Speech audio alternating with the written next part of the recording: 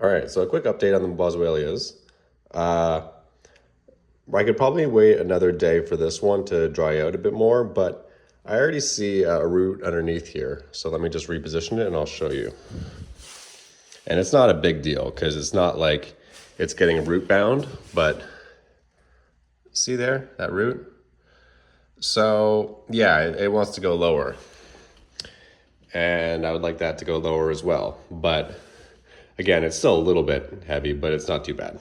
It's been drying out for at least 5-6 days, and it's always been, hot weather, or if not outdoors, indoors, right? So I'm gonna repot these. I'll just do that now. Get a little tour of my area here. So that's the outdoor space I'm working with, and the indoor. And you already see here, I have a nice container ready to go for it. So this will be the next size, and then I have one more size up after this. And then, who knows what from there, but I'm pretty sure, of course, this will be good for a minute. It's not a small container. I mean, it's just a 1 gallon, but for now, considering I just got this a month ago at this point. And yeah, we're gonna repot this one and the Elongata. So that's just what I'm up to right now. So here's that. Okay, so I set a camera up just so you guys can also see the roots of this as well as I repot it. And the technique for repotting it's pretty simple if you've done it many times, but if you haven't done it many times, it's not. And of course, famous last words, because one of these days I'll be like, this is the easiest thing to do, and then I'm gonna spill everything and screw it up. But yeah, okay, so you basically just tip it upside down, and that's the best way to do it. So you go, well, bam, and you pull this off. Don't like do the opposite. You're not pulling it down, you're pulling this off like a hat, like take off the hat. Okay, so you see a little bit of roots here. It's perfect. We're not root bound or anything yet, but yeah. Okay, so now you gotta turn it over, but you gotta turn it over relatively quickly too. You don't want to turn it over too slowly. So you go like that, and there you go. And now you have to get your hands underneath just right. And this is actually the hardest part. So you gotta just kind of slowly drop it in. And actually, if you just kind of put your hands in with it, then that kind of makes it easier because then you're just kind of compressing the sides in there and you can just take your hands out like that. And there we go. So perfectly repotted plant. Done. And now I'm going to do the same with the Elongata. All right, so as you can see here, I have another pot ready to go, and the Elongata, that's going to go in there. So this is my soil mix, just so we have that established. I have a seed starting mix. So this is my mix that I made for the, my custom mix, as that is. I use a seed starting mix. This is organic. I use some seed compost. So a little bit of that. It's really heavy actually, but this will give it a lot of good nutrients. So yeah, look at one of these chunks, right? Like, yeah.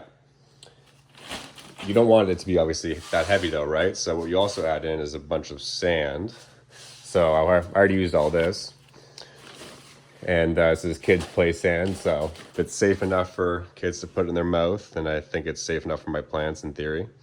Then we have perlite. So I don't use pumice because this is a cannabis household. We don't use pumice. No, I'm just joking. Well, not really, but I just don't get, I just already have perlite.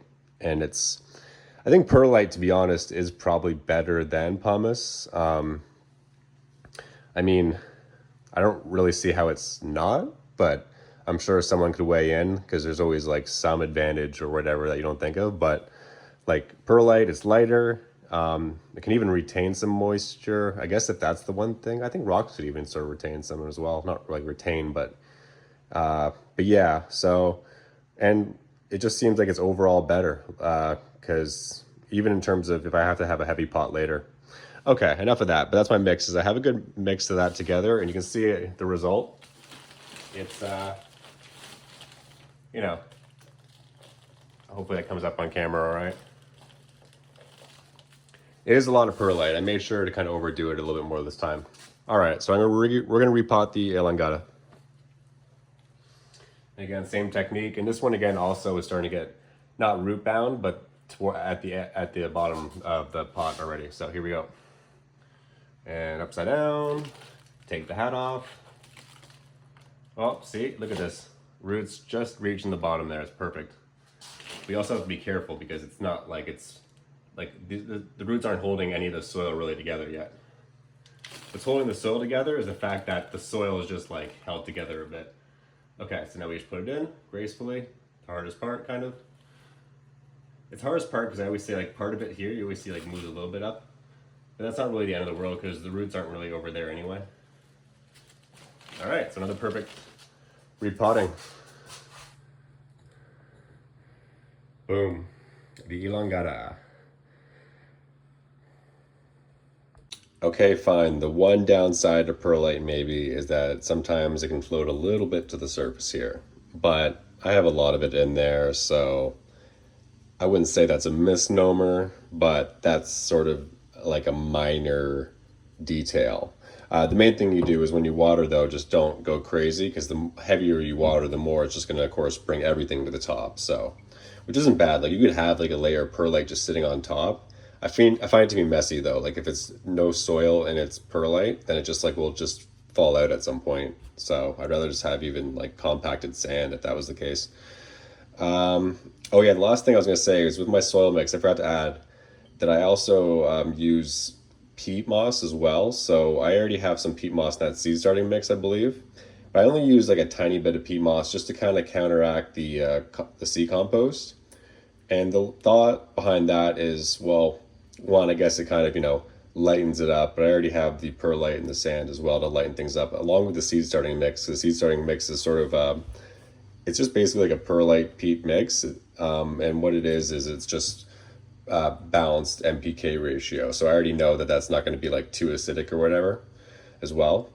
And also, yeah, so I use that, but the main thing is I also want to throw in just some extra peat that is acidic to counteract the compost, which is apparently more on the other spectrum. So that's something I heard about elsewhere, that it's almost like a little bit of a beginner like hack or whatever, which if you're not aware and you just happen to be mixing a bunch of stuff together, well, you add peat, which is too acidic, to compost, which is not acidic enough, and then you actually have a good medium and you luck out because you're just dumb enough to mix the two right things together, right?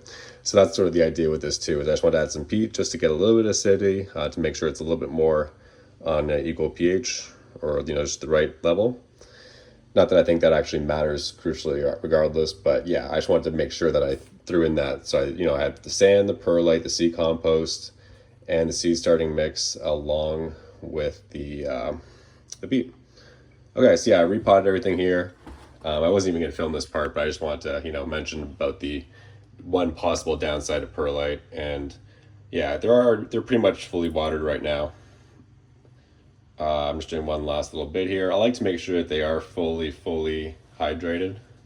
So even though, I make sure it all goes at the bottom, and then I even do that a couple more times. But see how slowly I'm pouring also, so that way any perlite that does come to the top, it's not coming all at once and it's just sort of what's here. So a little bit comes up, but it's not even that crucial. I could have even had less perlite in this mix and it would have been fine, to be honest. I think I could have even got away with like a standard like tomato mix. That's how overconfident I am. But of course, I also think this is going to be better though. I think it actually obviously prefers to have this more lighter mix. So we're going to go with that just because I'm not going to, chance it with these plants and be too incorrect for no reason, Again, I'm kind of bold enough to think that it would work with less perlite, and you could even, again, make it more of just a normal mix, especially at this point because it's already got good roots established, right? Obviously, if that wasn't the case, then I wouldn't think that. All right, well, here's an extra few minutes for me just blabbing, and then now I'm done. But here's, I guess, a quick close-up. I feel bad for actually not doing enough footage of the plants. I would just talk more about the potting process, but yeah, they've already grown a good amount since here. And the Elongata. So what you're going to note about my plants actually is they're going to be more stout, at least initially, but they're going to still have the same amount of like leaf canopy, because when I'm growing them indoors, they're not going to grow as tall and lanky as you're going to see it on other channels and other people's videos, because I'm not primarily growing in these outdoors. So my indoor lighting, it actually is fairly intense as well, but it'll just keep them always nice and stout comparatively. I've already seen that with the Dracaenas I'm growing, which I'll probably make a video on as well. Well, I know I will at some point, I think, but for now, I'm a little bit too captivated by these two. And I hope to have two more on the way. I haven't got a shipping notice yet, but it should come next few days. And then I'll have to wait another week or so. But stay tuned.